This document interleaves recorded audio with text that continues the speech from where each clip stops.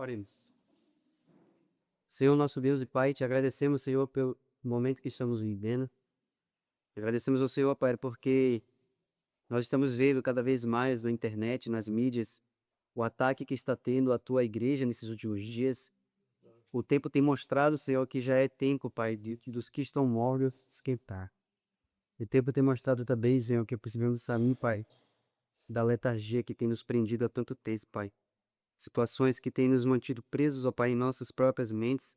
E precisamos, ó Pai, nos deter na Tua palavra, nos testemunhos do Seu Espírito, através do Espírito de profecia. E que o Senhor gere o reavivamento em que nós tem pouco, Senhor. E pedimos ao Senhor também, Pai, que o Espírito Santo agora, Senhor, esteja na mente de cada pessoa, e removendo tudo que está do lado de fora, Senhor, que possamos focar na Tua palavra nesse momento. E que possamos aprender juntos, Pai, porque não sabemos quantos de nós estarão em pouco tempo defronte de reis e governadores, tendo que dar testemunho de tudo isso aqui que a gente vai estar aprendendo, Senhor. Então pedimos que o Senhor opere esse milagre em nós agora. Te pedimos e agradecemos pelo poder, pelo sangue e pelo nome de Jesus. Amém, Senhor. Bom, que é isso. O título agora da nossa palestra é O Alto Caminho. Nós vamos, pela graça do nosso Senhor Jesus, nós estaremos vendo todos os detalhes possíveis enquanto estivermos bem para isso.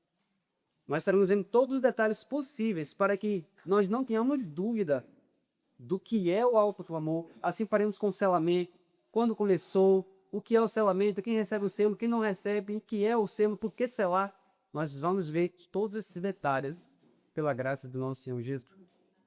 Então, quando nós falamos, né? Essa é uma linguagem mais para os adventistas, digamos assim. Quando nós falamos alto clamor, né? É uma linguagem mais utilizada pelos mitos de profecia, mas qual é a raiz desse nome? Está relacionado com Apocalipse, capítulo 18. Então nós vamos ler juntos aqui o capítulo 18 de Apocalipse. E hoje nós vamos fazer uma revisão muito, extremamente importante do que são as mensagens angélicas. Apocalipse 18 diz assim: Depois dessas coisas, vi descer do céu outro anjo, que tinha grande poder, e a terra foi iluminada com a sua glória. E clamou fortemente com grande voz, dizendo: Caiu, caiu a grande Babilônia, e se tornou morada de demônios, e covil de todo espírito imundo, e esconderijo toda ave imunda e odiável. Porque todas as nações beberam do vinho da ira da sua fornicação, e os reis da terra se fornicaram com ela, e os mercadores da terra se enriqueceram com a abundância de suas delícias. Verso 4. E ouvi outra voz do céu que dizia: Sai dela, povo meu, para que não sejas participante dos seus pecados, e para que não corras nas suas pragas, porque já os seus pecados se acumularam até o céu, e Deus se lembrou das iniquidades dela. Então, veja, de onde é que surge esse termo autoclamor na Bíblia? Perceba o seguinte, queridos. No capítulo 18, no verso 1, vamos analisar detalhes. Você sabia, nós vamos ver isso mais tarde. Essas figuras de anjos, elas são simbólicas ou são anjos de verdade? Veja só, nesse verso 1, quem é que desce do céu? O que é que diz a Bíblia aí? Outro. Por que outro anjo? Porque já tem 10 anos. Porque já tinha descido alguns antes desses, correto? E quem eram esses que vieram antes dele? Das três mensagens, Isso. mensageiros, profetas. Quem foram esses que vieram antes? Os anjos de Apocalipse 14. Olha só na sua Bíblia agora aí. Apocalipse capítulo 14, verso 6. O que é que está escrito aí quando ele vê o primeiro anjo no versículo 6? O que é que está escrito em Apocalipse 14, verso 6? E vi outro anjo. Espera aí. Se você parar para analisar esse versículo 6, ele já começa dizendo que viu outro também. Aí só vai ver isso lá no final da nossa campanha. Mas aqui é o primeiro. Olha o versículo 6. E vi outro anjo voar pelo meio do céu, e tinha o evangelho eterno, para o proclamar aos que habitam sobre a terra, e a toda nação, tribo, língua e povo, dizendo com grande voz: Temei a Deus e dai glória, porque é vinda a hora do seu juízo. E adorai aquele que fez o céu, a terra e o mar, e as fontes das águas. Verso 8. E outro anjo seguiu, dizendo: Caiu, caiu, Babilônia, aquela grande cidade que a todas as nações deu a beber do vinho da ira da sua comunicação. Verso 9. E seguimos o terceiro anjo dizendo com grande voz: se alguém na besta e a sua imagem e receber um sinal na sua testa ou na sua mão, também este beberá do vinho da ira de Deus, que se deitou não misturado no cálice da sua ira. Será atormentado por fogo e enxofre diante dos santos anjos, diante do Deus. Queridos, veja só. Primeiro desce estes três, em Apocalipse capítulo 11. Eles começam a dar uma mensagem, que essa mensagem é mundial. E quando chega o verso capítulo 18, no verso 1, olha o que acontece. Depois dessas coisas, vi descer outro anjo. Então, se nós já tínhamos três ali no capítulo 14, esse 18 seria o quarto. Correto? E quais são, o que, é que nós podemos analisar? Então, eu vou pedir que vocês anotem essas coisas que nós vamos falar agora. Quais são os detalhes que vão caracterizar a obra desse anjo de Apocalipse 18? Veja só. Ele desce do céu e ele tinha o quê? Grande... O que está escrito na sua Bíblia no versículo 1? Apocalipse 18, verso 1. Ok. Ele tinha grande poder ou autoridade. E o que aconteceu quando ele desceu, queridos? Então, anota aí. Quando o anjo de Apocalipse 18 desce, a terra é iluminada com o quê? Com a glória de quem? De Deus. Com a glória de Deus, que está emanando dele. Quando ele ilumina a terra com a glória, aí o verso 2 diz que ele faz o quê? Clama fortemente com grande voz, dizendo: caiu, caiu a grande Babilônia, e se tornou morável de demônios, e covil de todo espírito imundo, e esconderijo de toda água imunda e odiada. Agora, para a gente entender de forma clara a obra desse ano do Apocalipse 18, nós temos que ter clareza sobre a obra dos três primeiros anjos. Por que isso, queridos? Porque veja que esse anjo, quando ele desce, ele clama alvo. Quando ele vai clamar para toda a terra, o que acontece com a terra? A terra é iluminada com a sua glória, mas a mensagem que ele dá é o quê? Qual é a mensagem do verso 2? Caiu o quê? Mas isso já não foi dado essa mensagem antes? Quem foi que tinha falado isso antes? Isso inclui. O segundo anjo. Mas a Bíblia também fala aqui no verso 1 que no capítulo 18, esse anjo que desce, a terra é iluminada com a sua glória. Mas espera aí, a glória de Deus isso apareceu em alguma das mensagens dos filhos anjos? Não. Isso. Sim ou não? Dá uma olhada aí. A glória de Deus aparece aonde nas três mensagens evangélicas? Olha que interessante. Olha que interessante. Na primeira mensagem é dito assim, ó. Temei a Deus e dai... Só que essa agora que ele fala, nós vamos ver ali, né? Nós vamos ver os textos e a do... Essa agora, queridos, quando o quarto anjo desce, veja que primeiro o primeiro anjo fala assim, ó. Temei a Deus e dai glória, porque é chegada a hora do seu juízo. Mas no livro de Isaías fala que toda a terra seria cheia da glória do Senhor. E quando o quarto anjo desce, aí sim é cumprido a primeira mensagem na sua completude, e então a terra inteira é iluminada por quê? E aí quando a terra começa a ser iluminada com a glória de Deus, aí ele clama, ó, caiu a grande Babilônia. A gente vai ver que não é por acaso essa sequência. É sério? Veja que a terra está sendo iluminada, e quando a terra é iluminada, aí ele clama, caiu a grande Babilônia. Mas o que tem a ver uma coisa com a outra? Então nós já vimos, a primeira mensagem tendo a sua completude ali, modo anjo, já voltar para os 10. Nós vimos a segunda mensagem também, porque ele agora, quando ele vai iluminando a terra e ele dá a mesma mensagem do segundo anjo, ele vem com essa voz potente. Então a segunda mensagem contra a sua completude também. Mas cadê a terceira mensagem aqui? Onde é que está a terceira mensagem aqui no capítulo 18? Então nós estamos vendo que esse anjo desce para completar as três mensagens. Vocês estão percebendo isso? Para dar o sentido final a essas mensagens. Então nós passamos da primeira, nós passamos da segunda, cadê a terceira no capítulo 18? Qual o versículo? Veja que a partir do verso 3 você já vê ele trazendo novamente o mesmo conceito da terceira mensagem. Porque olha o verso 3. Porque todas as nações beberam do vinho da ira da sua fornicação. E os reis da terra se fornicaram com ela. E os mercadores da terra se enriqueceram com a abundância de suas delícias.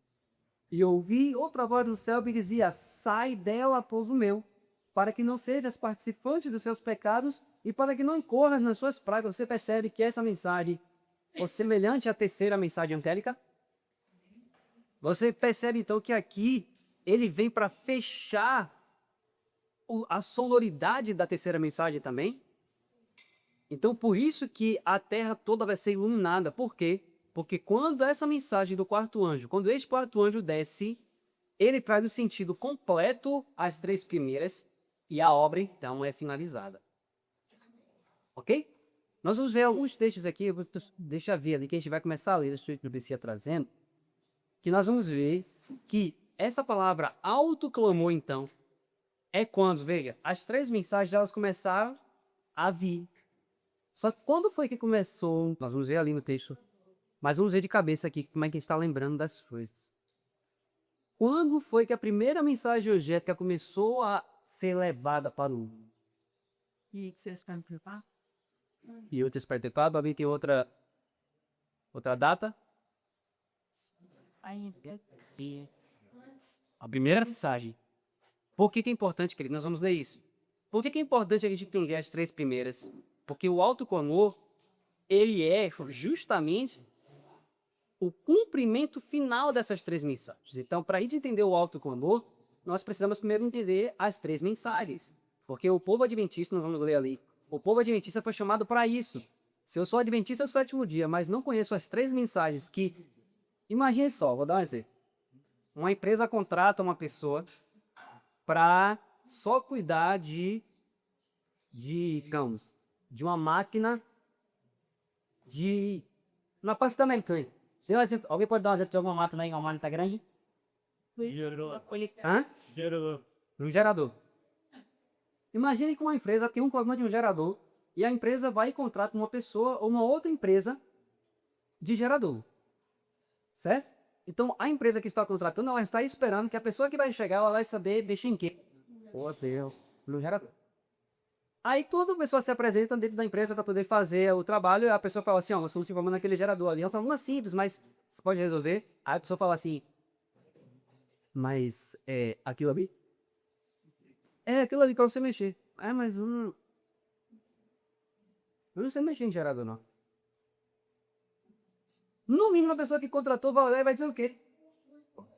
Ué, como assim? Sua única função dentro da empresa é dar assistência ali no gerador. A empresa tem milhares de setores. Eu contratei você para isso. Como é que você está me dizendo que não sabe nem mexer no gerador? Não é estranho? Nós vamos ver o que o Espírito de Profecia diz. Por que os adventistas dos sétimos dias estão no mundo? Vamos ler ali. Vamos ver aqui. Para que o adventista do sétimo dia foi contratado, entre aspas, por Deus? Olha só. Testemunhos Seletos, volume 3, página 288. Olha o que diz o Espírito de Profecia. Por que existem adventistas do sétimo dia no mundo? Está escrito, ó. Em sentido especial, foram os adventistas do sétimo dia postos no mundo para quê, queridos? São atalaias e portadores de luz. A eles foi confiada a última mensagem de advertência ao mundo a obedecer. Sobre eles incide maravilhosa luz da palavra de Deus. Confiou-se-lhes uma obra da mais solene importância. Qual é a obra de uma adventista do sétimo dia? Qual é a mensagem que ela diz agora? A primeira, segunda e terceira mensagens angélicas. Nenhuma obra há de tão grande importância. Não devem eles permitir que nenhuma outra coisa lhes absorva. Por que existem adventistas do sétimo dia no meio? Porque o mundo desconhece as três mensagens angélicas. Qual é o grande problema? Que os próprios adventistas desconhecem também. E por desconhecerem as mensagens angélicas, nós temos vivido no mundo como um pecador comum. Nós vamos ver isso aí. Os mesmos pecados que você vê no mundo, você vê o adventista do sétimo dia cometer. Não foi. E por que isso? Porque nós não estamos dando atenção as 3 mensagens. Certo? Então, quando nós olhamos para o anjo de Apocalipse 18, vamos ler isso aqui, para a gente poder ter esse... Olha só, o grande conflito para o Messias 90. Quem podia anotar, por favor, morte. O grande conflito 390 diz assim: o capítulo 18 do Apocalipse indica o tempo em que, como resultado da rejeição da tríplice mensagem do capítulo 14, versos 6 a 12, a igreja terá atingido completamente a condição predita pelo segundo anjo, e o povo de Deus, ainda em Babilônia, será chamado a separar-se de sua comunhão. Essa mensagem é a última que será dada ao mundo. Olha só. Então vamos lá. O Apocalipse 18 diz que o que é que o anjo está fazendo em campo para o mundo? Uma mensagem. Então vocês percebem que a obra do anjo de Apocalipse 19 é uma mensagem. Mas veja que essa mensagem tem consequências de quê? O que é que o Bíblia diz? Preste atenção, gente, porque é muito importante isso aqui. Nós estamos no começo. Sabe quando a pessoa vai fazer o cordado ali, ela começa a dar as primeiras passadas ali, é o que nós estamos fazendo.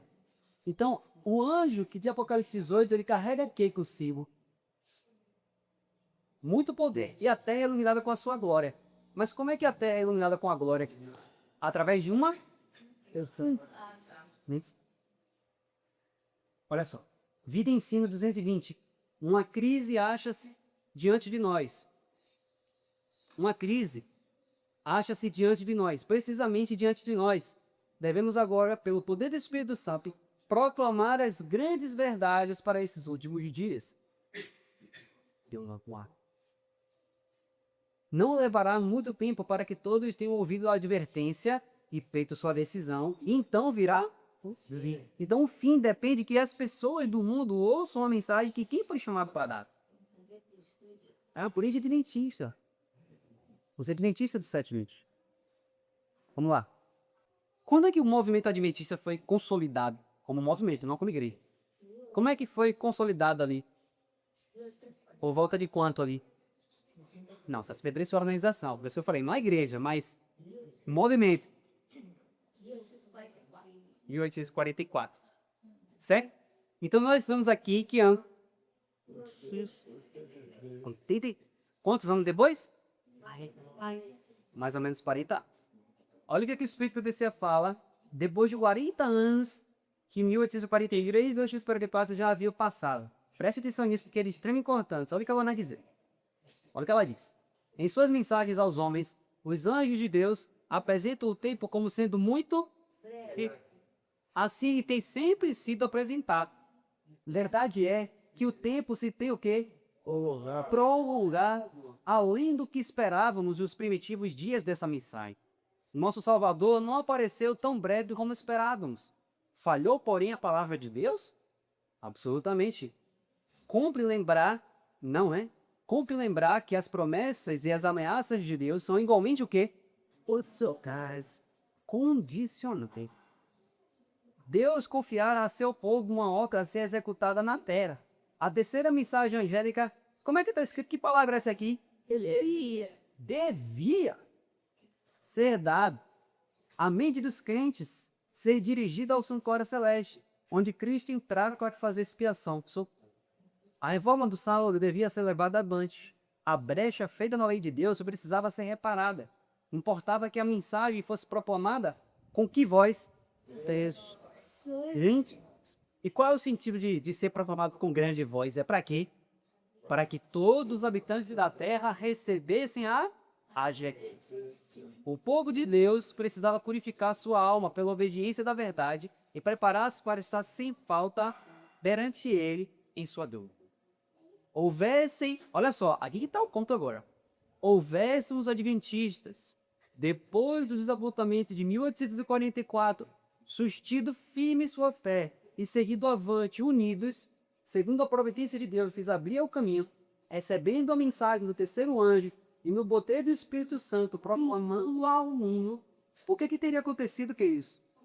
Haveriam visto a salvação de Deus, o Senhor teria operado poderosamente com os esposos deles, a obra haveria sido corrida. Vocês estão percebendo, então, o que nós estamos falando aqui? A obra era, recebeu a mensagem do primeiro anjo, nós vamos ver quando começou. Recebeu a segunda, recebeu a terceira, acabou. Quando isso, queridos? Logo depois de quando? Youth Spider. Esse é rápido. Recebeu a primeira, recebeu a segunda, recebeu a terceira, levou para o mundo unidos.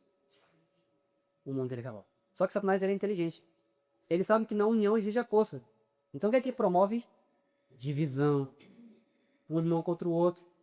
Um com ódio do outro, um com raiva do outro. E assim, por mais que as pessoas conheçam, a coisa não vai avante. Lembra o texto que nós vimos ontem? Se andarmos na luz, temos comunhão uns com os outros. Então não basta, dentro de uma congregação, o irmão ter a luz. Se outro irmão não tem a luz, vai haver discussão, vai haver briga, vai haver problema. Então olha só. Só que olha só. Se ele tivesse feito isso, o Senhor já teria, a obra teria sido concluída. E o que aconteceria finalmente? Se isso teria vindo antes para receber seu povo, para dar-lhe o seu galar. E agora, 40 anos depois, olha, esse número 40 é interessante, hein? 40 anos no deserto, e lá estava eles de novo, 40 anos novamente no deserto. E aí, olha o que ela diz, ainda sobre esse período. Ó. Mas no período de dúvida e incerteza que se seguiu ao desapontamento, muitos dos crentes no advento fizeram o que, queridos? Citaram, renunciaram. Assim foi prejudicada a obra, e o mundo foi deixado em trevas. Houvesse todo o corpo de crentes adventistas se unido nos mandamentos de Deus na fé de Jesus, quão grandemente diversa teria sido nossa história.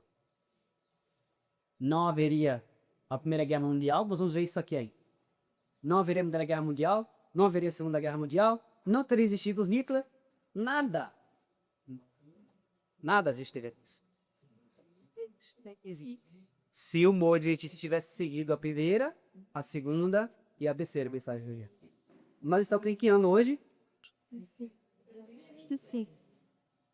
E nós, como um pouco hoje, se você olha para a igreja adventista hoje, não vou nem falar no mundo inteiro. Você olha para o estado da igreja adventista no Brasil. O que nós vemos hoje na igreja adventista no Brasil? Nós vemos hoje as 3 mensagens angélicas sendo explicadas para as pessoas, você vê os adventistas sabendo isso, você vê os adventistas pregando isso. Uou.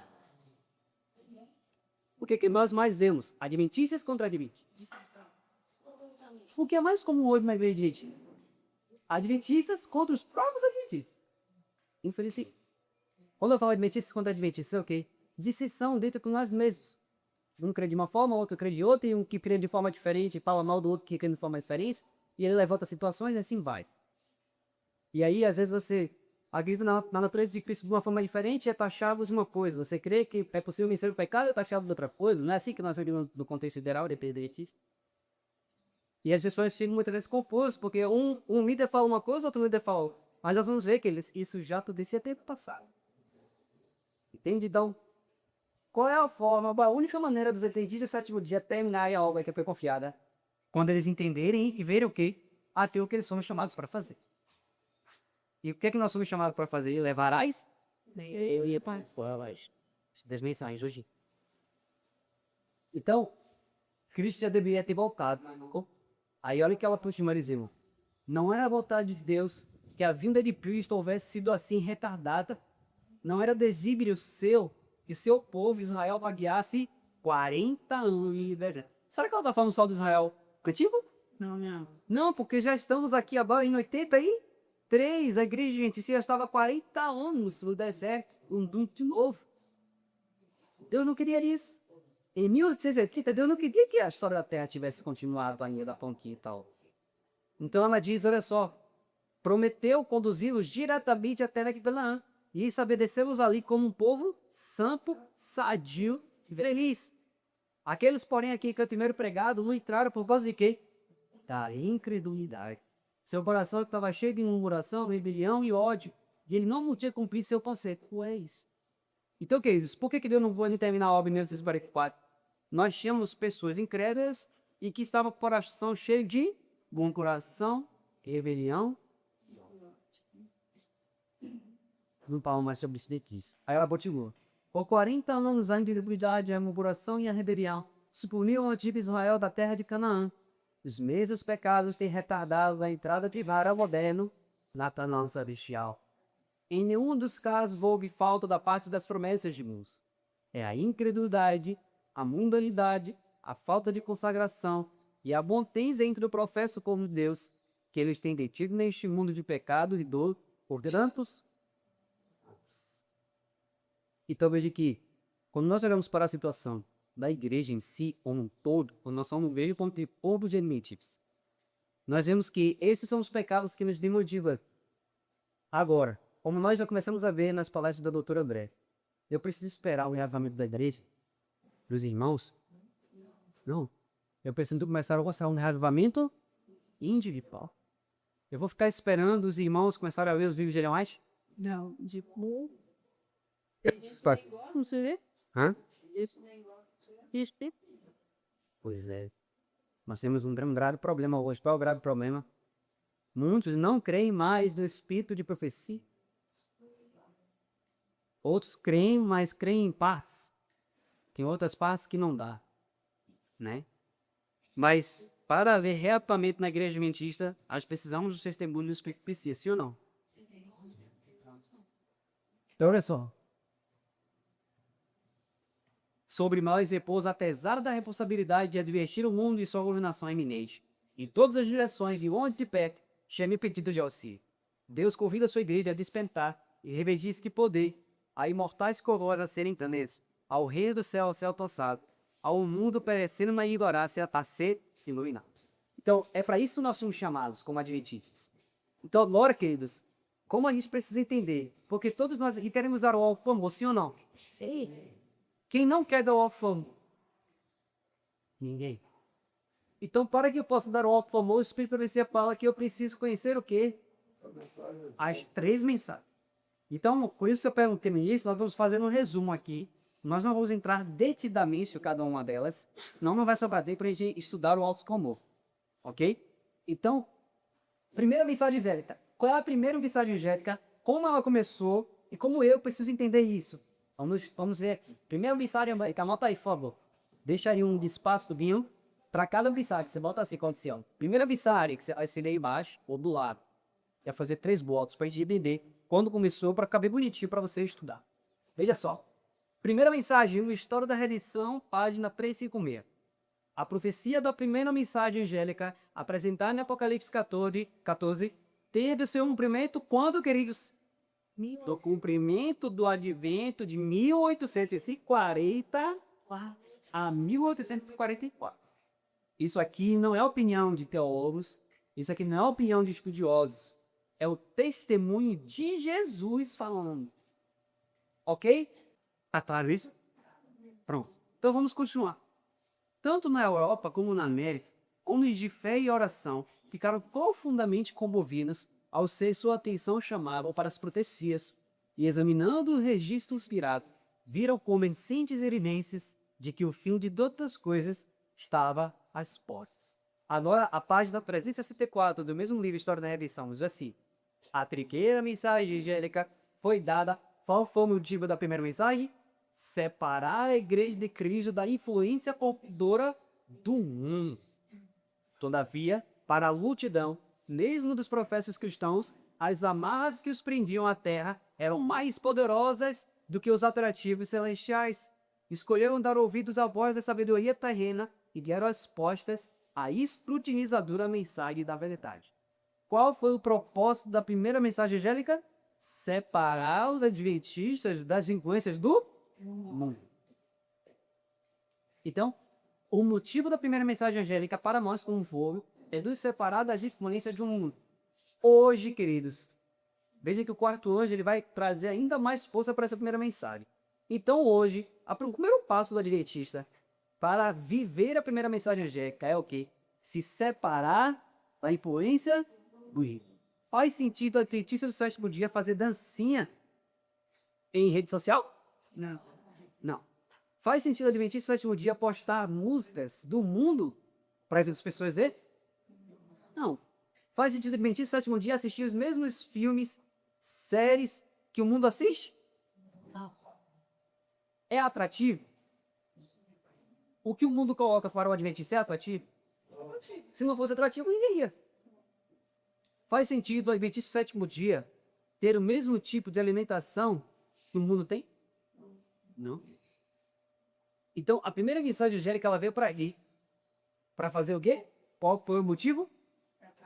Separar a igreja de Cristo da influência corruptora do mundo. Então, quando nós falamos de separação, é separação na música, é separação na alimentação, é separação no divertimento, tudo deve ser completamente separado. Pessoas matam e morrem por um time de futebol. O Espírito de Profecia fala, queridos, que existem certas situações. Aqui eu quero dar uma pausa aqui. O Espírito de Profecia fala que existem certos locais que, onde nós vamos, os anjos não podem ir conosco. Vocês já leram isso? Tá. Esses lugares que, se você entrar, o anjo ele vai ser obrigado a parar na porta, mas ele não vai poder entrar com você. Será que nós estamos nos aventurando em entrar em lugares como esse? Então, quando nós falamos de ter a influência dos anjos naqueles lugares, nós estamos falando aí, não só de você ir a lugares que é muito claro que Deus não vai estar lá, né? Existem lugares que a presença de Deus não vai se manifestar, como esses locais foram citados. Mas nossos lares, muitas vezes, meio das nossas casas, o que é que está sendo ouvido ali? Murmurações, queixas, maledicências. É ou não? E nesses ambientes, os anjos vão ficar? Não. No Adventista fala, por exemplo, de contendas. Ela diz que existe demônio da contenda. Nesses locais, assim, os anjos vão ter prazer em ficar naqueles locais? Não. Então, quando nós falamos da primeira mensagem angélica, qual foi o motivo? Então, por isso que qual é a mensagem que um anjo fala em Apocalipse 14? Voltem para sua Bíblia novamente. Apocalipse 14. Temei a Deus e dai glória. O que é temer a Deus? Vamos ver aqui, Joca 28. Vamos lá. O temor do Senhor é a sabedoria. E o apartar-se do mal é a inteligência. Agora vamos ao Provérbios capítulo 8. Provérbios 8. Provérbios capítulo 8, verso 13. Que aqui ele vai dar a definição direta do que é o temor do Senhor. Provérbios 8, verso 13 diz o que é aí. O temor do Senhor é odiar o mal, a soberba e a abundância, a alcunha e a boca perversa eu odeio.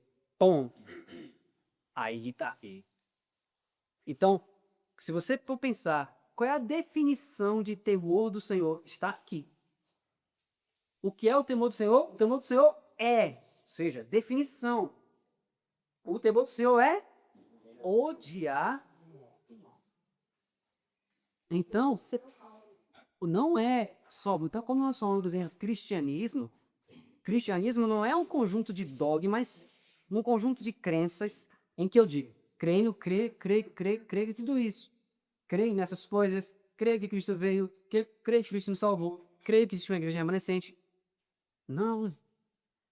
Quem é que verdadeiramente teme o Senhor? Aquele que faz o quê? Odeia o mal, a soberba e a arrogância. O mau caminho e a boca perversa.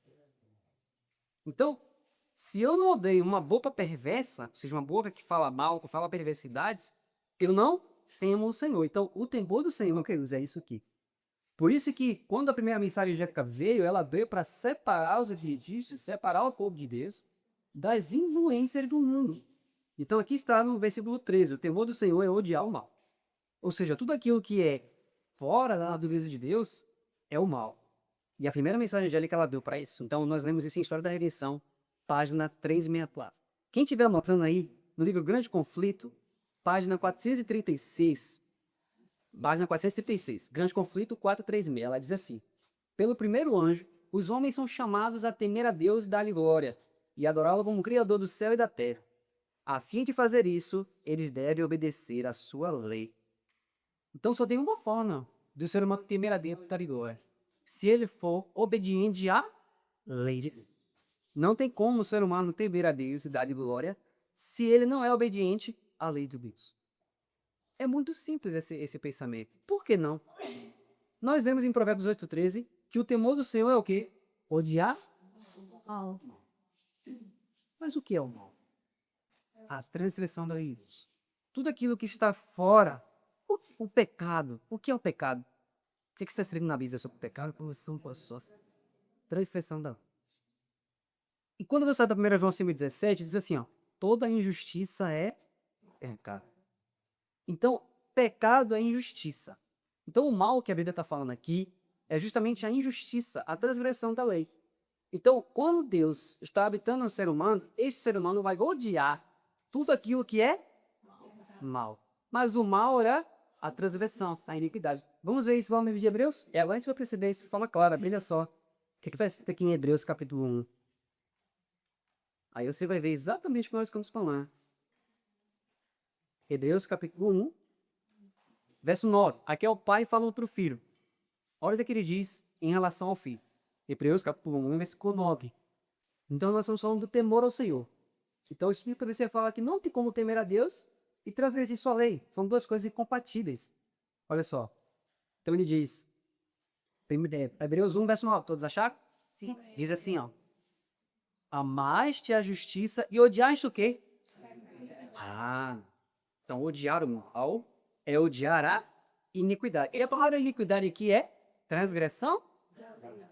Então o mal é pecado, é transgressão da. Amaste a justiça e odiaste a iniquidade. Por isso Deus, o teu Deus, te ungiu com óleo de alegria mais do que a teus companheiros. Então, veja aqui, quando a Bíblia fala em odiar algo, nós devemos odiar o quê? A iniquidade. Por isso que você reparou, quando ele mais falou, por que eles não, Jesus não botou em 44, ela fala que eles acalentavam aquele coração, ódio. Mas era ódio ao pecado? Era ódio para quem? Ódio aos próprios irmãos. Satanás sabe que a nossa única saída como um povo é odiar a iniquidade. Mas é o que ele faz? Ele muda a trajetória do nosso ódio. Em vez de a gente odiar a iniquidade, odiar o pecado, nós estamos odiando quem? O pecador, nosso irmão. Aí está acalentando o ódio desse nós. O Espírito Santo pode descer assim? Nunca, de forma alguma. Por isso que Deus, por mais que eles quisessem lá em Paris de Pátria, por mais que eles clamassem pelo Espírito Santo, o Espírito não ia descer. Porque senão eles mesmos morreriam. Se Deus derramasse o Espírito Santo sobre eles na planeta. Então, queridos, agora para a gente fechar essa parte do temor, que nós estamos falando da primeira mensagem, vamos até Eclesiastes capítulo 12. E você vai ver que assim que ele manda o homem temer a Deus, aí ele vai dizer uma coisa que tu tem como estar desencaixado ao temor. Eclesiastes capítulo 12, verso 13. Vamos ver juntos aqui. E ditos o que se tem ouvido, o fim é, teia Deus e guarda os seus mandamentos. E isso depende do povo. Percebeu aqui? Como ele junta no mesmo verso as duas coisas? Tem e as. Então, o temor do Senhor está diretamente ligado à guarda dos mandamentos. Ok? Então, primeira mensagem angélica nós passamos. Vamos voltar para Apocalipse 14 para a gente ler a segunda. Pergunta, Apocalipse 14. Primeira pergunta. Quando foi cumprida então, vocês anotaram aí? Quando que foi cumprida a primeira mensagem, Cris? Vai ter quatro. Ok, ninguém mais tem dúvida em relação a isso, ok? Porque vinda é a hora do seu Isso. Quando fala assim, ó, agora que a gente entendeu, começou de 1840 a 1844, quando ele fala assim, ó, porque vinda é a hora do seu juízo, ele está apontando para o que aqui? Cristo em seu santuário 107, que diz ela tá aí. Aponta para a obra finalizadora do ministério de Cristo onde? No santuário. Porque termina agora a profecia de 2.300 tardes antes, e em 1844 começa o quê? O juízo investigativo. Por isso que quando essa mensagem vem, aqui a primeira mensagem, ela diz, porque vinda é a hora do seu juízo. Então, a hora do juízo é a hora do juízo investigativo que começa no fim das 2.300 tardes de Manás. Até aqui tudo bem, gente? Estamos caminhando devagarinho, que a gente tem que pegar ponto por ponto. Todos conseguiram anotar até aqui? Só de imagem, que se seu santuário sempre Cristo em seu santuário, página 107. isso. Cristo em seu santuário, página 107. Ok? Vamos agora para a segunda mensagem. Diz assim, E outro anjo seguiu, dizendo: Caiu, caiu a Babilônia, aquela grande cidade que a todas as nações deu a beber do vinho da ira da sua fornicação. Quem é Babilônia, queridos? O que é Babilônia? Tudo é consoladão. Babilônia está ligado à palavra confusão, né? Sistema religioso por completo. Mas anota aí, por favor, grande conflito teve 8. No capítulo 14 de Apocalipse, o primeiro anjo é seguido por um segundo que proclama: Caiu, caiu Babilônia, aquela grande cidade que a todas as nações e deu a beber do vinho da ira da sua prostituição. Agora olha o que o Espírito Profecia fala. O termo Babilônia é derivado de Babel e significa confusão, como a gente falou. É empregado nas escrituras para designar as várias formas de religião falsa ou apóstata. No capítulo 17 de Apocalipse, Babilônia é representada por uma mulher, figura que a Bíblia usa como símbolo de igreja, sendo uma mulher virtuosa, a igreja pura, e uma mulher desprezível, a igreja apóstata. Então, o que representa Babilônia? Toda forma de que? Religião falsas. Aí você pensa agora, vamos abrir para trazer contexto alto. Se Babilônia é toda forma de religião falsa, e a Bíblia fala que qual é a religião verdadeira? Cuidar dos órfãos, das viúvas. E o que mais, queridos? Guardar-se incontaminado. Mas você já vamos pensar que a primeira mensagem angélica faz o quê? Separa você do mundo.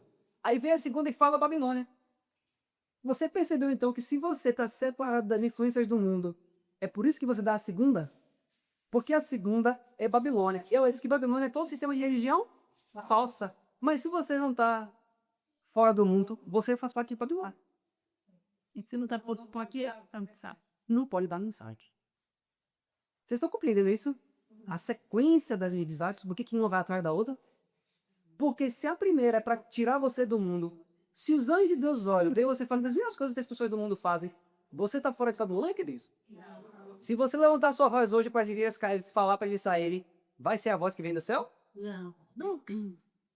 Por quê? Porque quando Deus olha para a sua casa, quando Deus olha para a sua Bíblia, quando Deus olha para o seu coração, ele vai ver alguma diferença de você como pecador comum? Não. Então quem é que dá a segunda mensagem? Àqueles que são retirados do mundo, que são retirados das influências do mundo, não só das igrejas caídas, mas das influências do mundo. Não basta eu ter saído de uma igreja caída se hoje as coisas que eu faço são as mesmas coisas que uma pessoa que nem até igreja faz. Eu ainda estou em barra. Então, o primeiro chamado, quem tem que ouvir sou eu. Sai das influências ruins. Qual o tempo que você está perdendo? Você perde tempo com o que normalmente? As mesmas coisas que as pessoas do mundo perdem? Então você precisa ouvir um chamado. Sai dela, pô. Porque você pode estar com uma biguinha portátil só como ali. Te atraindo cada vez mais. Se você for ler o livro de Stephen Hasker, ele tem uma trilogia, né? E ele tem um livro sobre Daniel e ele tem um livro sobre Apocalipse. Se você não estudar esses dois livros e ver ele explicando ali sobre a Babilônia, é fantástico. Ele diz ali que nas vezes que Deus levantou os profetas, por exemplo, Ageu, Zacarias, na época de Zorobabel, ali tudo, disse quando eles davam para o chamado, vamos, se você for ler o livro de Zacarias, por exemplo, ali diz, olha, pode sair, a terra está tranquila, vai dar tudo favorável para você saírem para Jerusalém. Sabe o que aconteceu? Aí Haskell fala, o povo já tinha os filhos nas escolas bem estabelecidos em Babilônia. Eles já não viviam daquela mesma escravidão que eles viviam no início. Eles já tinham construído casas em Babilônia, já tinham feito tudo em Babilônia. Aí chega o profeta e fala assim, sai, vai para Jerusalém. Ele disse, peraí, mas Jerusalém está toda quebrada. Eu ainda vou ter que ir para lá para restituir os muros, para fazer um gosto de coisa. Uma trabalheira que só. Eu vou sair nada. Nunca se hoje sair daqui, depois de tanta batalha que eu já tive na minha vida, vou para lá, começar do zero, não vou fazer isso não. E aí eles ficaram. E muitas vezes é assim que a gente faz com as coisas que nós temos, nossos pecados acariciados. A gente muitas vezes, o Espírito Santo fala, ó, você está pecando nisso. Ah, mas fulano, irmão fulano faz pior. Ah, mas fulano, Beltrano, Ciclano, a gente dá desculpas, como o povo fez em Babilônia. Não, mas eu não posso ir para Babilônia não, porque olha quanta coisa já. Mas o nosso momento da irmã. Exatamente. Quantas vezes a gente fala isso? Você ora assim, ó. Você lê lá um texto, ou você ouve uma pregação e fala assim, ah, mas fulano, esqueça fulano, que Deus que você fala que no juízo investigativo, você vai ser colocado como se não existisse nenhum ser humano na Terra. Se você anda em transgressão, você está em transgressão. Não é o irmão que está levando você à transgressão. Não é a sociedade que está levando à transgressão. Nós não somos produto do mundo, nós somos produto daquilo que nós temos com Cristo. Amém por isso? Amém. Então, quando nós olhamos para o santuário, quando nós olhamos para o juízo, nós temos que olhar o seguinte, daqui a algum tempo, queridos, cada um de nós que estamos aqui, nós estaremos sozinhos. Hoje nós estamos felizes. Mas o Escritura fala que nós teremos que ser provados sozinhos. E aí não vai ter filho, não vai ter filha, não vai ter pai, não vai ter mãe, não vai ter vizinho, não vai ter avô, não vai ter nada. Porque os anjos, nós vamos ver um texto aqui, os anjos precisam olhar para a terra e precisam ficar provado. O caráter que você edificou na terra pode entrar no céu. Nós vamos ler esse texto, acho que na palestra de Salomão. Os anjos, eles não são oniscientes. Então os anjos, ele vê ali o seu procedimento, ele vê você ali, né, com os cantos, ele vê aquilo, mas ele não consegue acessar o seu coração. As miríades e miríades não conseguem. Por isso que Cristo entrou no santuário. Nós vamos falar sobre isso depois. E quando você olha para o juízo investigativo, a gente fala assim, por que começou o juízo investigativo? Se você parar para pensar, qual é a doutrina que o mundo evangélico mais ataca os adventistas? Que diz que é a maior heresia possível dos adventistas. O juízo investigativo. Porque essa é a nossa doutrina indistintiva. Você não vê outra denominação explicar o juízo investigativo, vê? Mas por que precisa de um juízo investigativo, queridos? Qual é a necessidade? Deus já não sabe quem está salvo, quem não está? Deus, quando ele olha para o seu coração, ele não sabe? Sabe. Então, para que julgar? Ah, porque o céu não mora só Deus lá dentro. É ou não é? No céu, Deus fica sozinho 24 horas por dia? Por isso Jó precisou que Jó, Abraão. tira Abraão. Exatamente. Por quê? Porque quando, no caso de Abraão, se você pegar para trás aqueles profetas, você vai ver ali. Deus chamou ele de pai da fé. Só que aí ele fraquejou. Aí ficou-se a mancha. Aí Satanás se apresentou e falou, peraí, esse daí? Esse que você chamou de pai da fé? É esse que você vai dar entrada? Ele, ó, é ele que vai representar o pai dos fiéis. Não é esse daí? Não é assim que Satanás age, queridos? Você? Mas fulano, logo você. É logo assim que Satanás apresentou. Uma fala dessa vinda boca de Satanás. Aí Satanás fala assim, mas peraí, você disse que era o pai dos fiéis? Como é que você botou ele lá dentro? Você me expulsou. Nós vamos ver, inclusive, essa fala dele. Tem uma fala que ela registrou, que ela ouviu. Deus permitiu ela ouvir essa fala e ela registrou. Vou mostrar pra você em outra palestra. Mas Satanás diz assim, ó. Me tirou dali com esse argumento. Aí agora você vai botar ele. E vai dizer que ele é o pai dos fiéis. Não pode. Não pode. Aí o que Deus teve que fazer? Chegou até o carro e disse, olha. Pega seu filho. Aquele seu filho preferido, a quem você ama. Deus foi mais, né? E leva para matar. Abraão poderia ter pensado o quê? Meu Deus, não tem como, não pode eu fazer isso. Se o senhor disse que era o da promessa, ele vai morrer. Acabou a promessa na minha vida. Ele poderia falar um monte de coisa, poderia ou não poderia? Mas o estudo você fala que essas são uma das provas mais terríveis que o ser humano é por chamado a passar. E por que Deus deve ser tão terrível com Abraão? Porque os anjos não são oniscientes. Os anjos passaram por uma batalha gigantesca no céu. E os anjos caídos foram expulsos por qual motivo? Por causa de rebelião, murmuração e ódio. Aquelas mesmas coisas que Herodes falou, por esse dia Jesus não voltou ainda. Então os anjos que estavam aqui uma prova. E Senhor, Pai dos fiéis. O Pai daqueles Senhor que na sua palavra, Senhor. Satanás está dizendo isso, mas como é que eu vou saber quem está certo? O que Deus fez? Deus fez para provar diante de todo o universo que o que ele fala é deixar-se. Por isso que no final do juízo todos vão dizer o quê? Verdadeiros e justos são seus caminhos. Então, quando Deus chamou Abraão, se você puder bater com esse profeta, você vai ver isso lá. Que quando Abraão passou na prova, ela diz que o céu inteiro bateu palmo na mão. O céu inteiro bateu palmas assim, fala a verdade.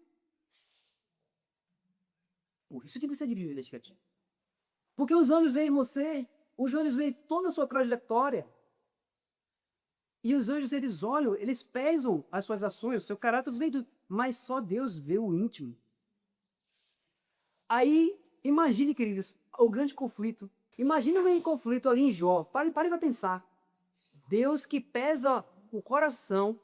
Qual foi o relato de Deus para Jó, queridos? Quando Deus olhou para Jó, Deus disse que Jó era o quê? Justo. Temente a Deus, se desviava do mal. Deus disse assim, é assim que eu olho para Jó. Aí vem Satanás, fala o quê? Não, não é bem assim. Se é assim, é porque tem coisa por trás aí. É ou não é? Se tem assim, é porque tem coisa por trás. Aí o que Deus fez? Então pode tocar. Pode tocar ali. Pode trazer a angústia sobre ele. Tire só uma parte. Aí Satanás viu que não deu, Satanás falou, mas também isso. Aí Deus tira. Isso comprova que a dúvida pairava diante dos seres irreverentes, Exato. diante dos anjos. Exatamente. Essa dúvida pairava, queridos. Quando Satanás deixou, ele mais fala, acho que é na revista Sign of the Times, 16 de janeiro de 1846. Ela disse que quando ele foi expulso, ele disse assim, eu vou provar para todos vocês que o que eu estou falando está correto. Eu vou provar para vocês que não dá para viver essa lei que Deus deixou. Não tem como. A gente pode viver uma parte, mas não tem como viver tudo. Eu vou provar para vocês. Qual foi o primeiro argumento dele que ele conseguiu? Adão e Eva. Quando Adão e Eva caíram, o superencefálico isso que Satanás exultou, porque é como se ele dissesse assim, tá vendo aí? Viu o que eu falei? Que não prestava. Viu? Tá vendo o que eu estou dizendo? Então, ficou esse conflito desde o passado. Então, por isso que quando Cristo foi no Santíssimo, por que tem que ter um juízo investigativo? Porque o caso de cada ser humano passa não só em revista perante Deus, mas o Espírito da Profecia fala, a Bíblia fala em Daniel 7, que junto com Cristo lá dentro, quem é que está, queridos? Miríades. E aí, o João Pedro fala assim, aceitam-se nomes, rejeitam-se nomes. E o alto clamor vai ser justamente quando pessoas que na vida delas provam em sua vida que Satanás está errado, aí elas vão conseguir iluminar o homem peixes. Então, Satanás, ele levantou essas dúvidas e o juízo investigativo foi estabelecido para deixar claro para todo o universo que você pode entrar no céu. Que o sangue fio purificou seu coração. E a gente vai ver isso, eu vou mostrar os textos para vocês. Ela dizendo que vai ficar provado que de fato você pode entrar no céu e você nunca mais vai levantar uma rebelião lá dentro. Por isso. Para ser seguro, para ser santo, para ser. Exato. Então Cristo abre os livros e diz que todo o universo celestial, ele diz, olha, esse aqui é o Ivan, esse aqui é fulano, esse aqui é Beltrano. Então os anjos, eles dizem, uau. E ali, aceita-se o nome ou rejeita-se o nome. Esse pode estar. Esse aceitou conquistar a graça. Esse verdadeiramente está justificado até o fim. Isso, quem está falando, já é a base introdutória da mensagem de hoje à noite, que é o selamento. Porque vai ter detalhes sobre o selamento que nós vamos ver muito fortes. Porque nós vamos ver que esse período já começou. Então, no juízo investigativo, você não vai precisar estar morto. Se você for selado. Você não vai precisar esperar morrer. Seu nome vai passar no momento. E diante de todos os seres não caídos, todos vão saber de fato tudo o que acontece.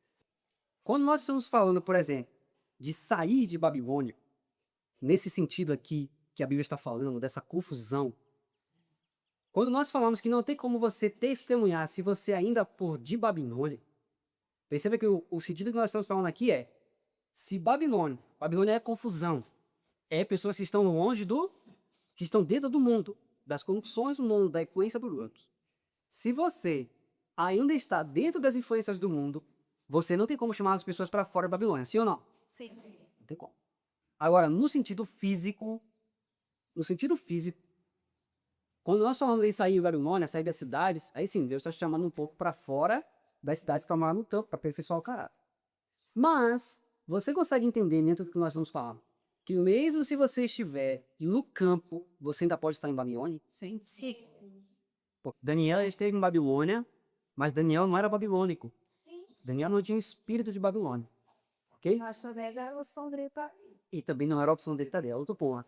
Uma coisa é você ser levado cativo. Outra coisa é você desejar estar em Babilônia.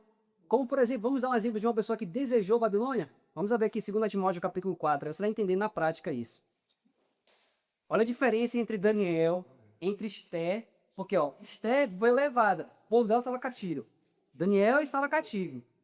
Então, ele não era a opção deles, e porque eu gosto das músicas de Babilônia, eu gosto aqui, né, do investimento para o tamanho. Mas vamos para 2 Timóteo capítulo 3. Timóteo, aí você vai entender de forma mais direta. 2 Timóteo é a última carta do Paulo, capítulo 4. 2 Timóteo, capítulo 4, aqui é quando Paulo já vai ser julgado para morrer, né? E olha o que aconteceu. Quando o verso, ele fala o verso 7, olha o verso 7 aí. 2 Timóteo, capítulo 4, verso 7. Combati o bom combate, acabei a carreira, guardei a fé. Desde agora, a coroa da justiça me está guardada, a qual o Senhor, justo juiz, me dará naquele dia. E não somente a mim, mas também a todos os que amarem sua vida. Verso 9. Procura vir ter comigo depressa. Por que ele pede para Timóteo vir correndo? Porque o quê? Porque Demas me desamparou, fazendo o quê? Amando o presente século e foi para Tessalônica. Crescente para a Galácia, Tito para a Camácia. Qual foi o problema que Paulo teve aqui, que lacerou o coração de Paulo, porque ele estava prestes a morrer? Demas se pregou com Paulo, fez viagem missionária com Paulo, fez tudo com Paulo. No final, Paulo fala assim, ele me desamparou, amando a Babilônia, o presente século. Você tem que, biblicamente, na extensão geral, Babilônia é o presente século mal. É este mundo. Então, mas veja, vocês entenderem que o sentido maior que a Bíblia fala de Babilônia é esse sentido do mundo. Está separado de Babilônia, está separado do mundo. Quantos aqui já leram um livro chamado O que é sair de Babilônia? Ali ele fala bem claramente, né? Que Babilônia é o mundo. E estar fora de Babilônia é estar fora do mundo, das influências do mundo. Já pensou? Você vai evangelizar um jovem e aí você vai falar desse jovem do poder que isso tem na vida dele. E aí o jovem fala para você, mas eu tenho um problema muito grave. Eu não consigo me desvencilhar dessas músicas. Aí você ouve a mesma música que ele. Aí você vai falar do poder que Cristo tem para livrar ele de uma música que você ouve. Entendeu, queridos? Que significa estar fora da Babilônia para chamar as pessoas a estar fora de Babilônia? Eita. Entende? Imagine que uma pessoa está padecendo ali com uma doença grave, uma enfermidade grave. E ela diz para você, olha, eu não consigo. Aí você vai lá como missionário da Reforma de Saúde e você vai chegar para ele e falar assim, olha, tem um plano para você, você pode parar de comer o açúcar e tal. A pessoa fala assim, eu não consigo parar, eu não consigo, mas se você é doente eu não consigo. Mas você também está administrando a Reforma de Saúde, você também é escravo igual a ela. Você vai administrar com... Tem como eu ministrar uma libertação estando preso? Não, Vocês entendem? sem poder. Exatamente. Vocês entendem, queridos, por que então que essa mensagem daqui, essas 3 primeiras, tiveram que receber um apoio ainda maior? Eles estavam levando a mensagem, mas elas não estavam cumprindo o desígnio que deveria. Aí Deus vai e manda agora mais poder. Nós vamos ver isso. Por fim, ok, todos entenderam a segunda mensagem. Então, numa linha histórica, nós vamos entender a linha histórica da igreja adventista. A primeira mensagem começa de 1840 a 1844. A segunda mensagem, ela vem como? Ela vem quando? Quando essa primeira mensagem foi dada, o que aconteceu? Muitas igrejas rejeitaram essa mensagem. E por rejeitar essa mensagem, combater essa mensagem, houve uma... Quem lembra? Uma divisão. E aí esse povo, né? Porque esperava que Cristo viesse em 44, sim ou não? Cristo não veio. Quando Cristo não veio, o que aconteceu? Desapontamento. E aí aqueles que estavam junto do grupo começaram a se afastaram, começaram a falar mal e tal. E aí pouquíssimos continuaram. E esses poucos que se tornaram, que futuramente se conheceu como a Igreja Adventista Fiel. Então, aí houve essa divisão, e a partir daí que essa mensagem começou a ser dada. Olha, as igrejas caíram. Cristo passou do Santo do Santíssimo. E as igrejas não acompanharam essa movimentação, e é a partir daí que elas se tornam chamadas igrejas caídas. Às vezes fala assim nesse termo, mas a gente não sabe de onde vem. De onde vem esse termo igrejas caídas? Igrejas em trevas. Por quê? Porque elas não acompanharam a passagem do santo. Olha sobre isso. Aí vem aquela visão em primeiros escritos. Sim, queria te falar. Exatamente. Aí vem aquela visão em primeiros escritos. Quando ela vê, ó, Jesus ali, as pessoas ajoelhadas orando, pedindo o quê? Pai, dá-nos o teu espírito. Só que elas ficaram orando, mas não perceberam que Jesus fez o quê? Já tinha saído. Jesus levantou, saiu e foi para outro compartimento. Elas continuaram lá. Aí o que aconteceu? Quem chegou perto do trono? Satanás. E a luz que Satanás começou a dar e poder emanava dele. Mas as igrejas continuaram ali pensando que era Jesus. É a partir daí. Depois de 44, quando elas rejeitam essa mensagem, Cristo passa do santo para o santíssimo, elas não acompanham a movimentação e a partir daí começam a ser igrejas caídas. Por quê? Isso é importante. Por que houve essa divisão? Por que as igrejas se tornaram caídas? E por que só a igreja adventista não é? Porque hoje esse é um dos problemas que falam em relação à adventista. Aí eles são exclusivistas. Esse povo não quer dizer contra, eles são aceita. Então, por que essas igrejas se tornaram caídas?